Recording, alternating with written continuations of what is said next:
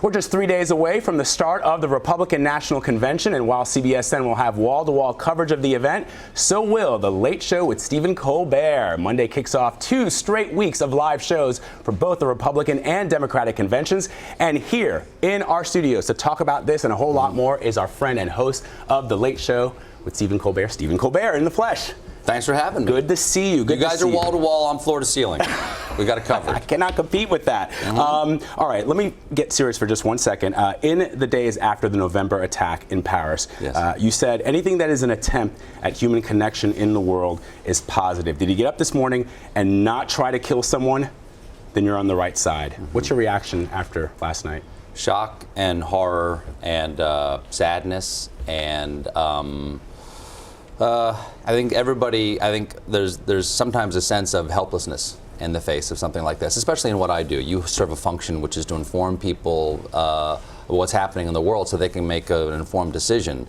The only role that I can have, I think, that is helpful to people is to make them laugh on a nightly basis, because you can't laugh and be afraid at the same time. So it just gives us resolution to try to do the best shows we can for people. Yeah, to that end, Stephen, it's interesting. In the past, comedians have used humor and satire to take down fascism, Nazism. I'm thinking specifically. Tried, but they didn't. You understand? They did not actually take it down. That's exactly. But they poked fun at it. No, one of the most famous, quotes about satire is that the greatest satire of the 20th century was the Weimar Cabaret, and they sure stopped Hitler in their tracks.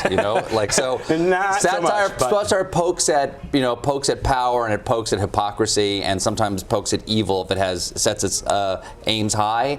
But that's really a release valve. It's you can't pretend that what you're going to do is actually changing politics or changing history in any way. You're making jokes about what is happening. It's for better people than I to do something about it. All right, so let's talk about the conventions. Yeah. You're going to be there for the next 2 weeks. Within the reach of comedy. I would say squarely in the wheelhouse of comedy. I would say your reach extends in a very long fashion. I think the Trump campaign has actually stepped into the realm of comedy because he's an entertainer. Yes, right. Yeah, I mean, the funny thing is that I've made a lot of jokes about a lot of politicians over the years, and they get really mad about it. But the Trump campaign doesn't seem to. No. I don't think you can make a joke tough enough for them to really get their feelings hurt. He wears it as a badge of honor. Absolutely. If you make fun of him, yeah, he's happy. He'll reference it. Exactly. Yeah. Well, I mean, I think it's, professional courtesy. He's an entertainer, too.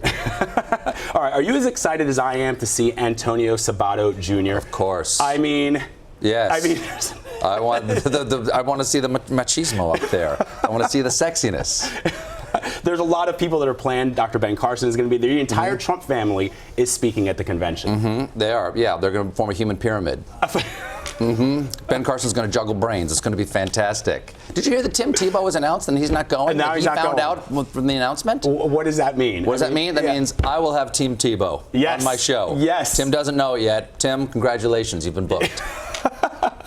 All right, so earlier this week, Senator Sanders endorsed Hillary Clinton. Yes, he did. Senator Sanders did endorse Hillary Clinton quite truthfully. So are the residents of District Cheddar prepared to support, because you do the Hunger Games, right? Yes, exactly. We do the Hunger Sanders Power Games.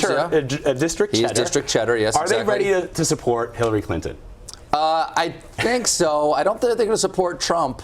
Right. They might. I mean, Trump says, Bernie supporters, we welcome with open arms. But if they can't get Bernie, I don't know if they're going to go for Trump. That's like saying, I'd like, an almond scone, but instead I'll settle for a muffin made out of glass. All right, I have one last question, Stephen. You did an interview with your wife back in 2012 with Oprah, and she said that she didn't like your alter ego of the Colbert Report that much. My wife did not like the alter ego. She did not marry him, is what she said. So now when you walk through the door, are you like, how you like me now? Yeah, I think she likes. First of all, I get home earlier than I used to.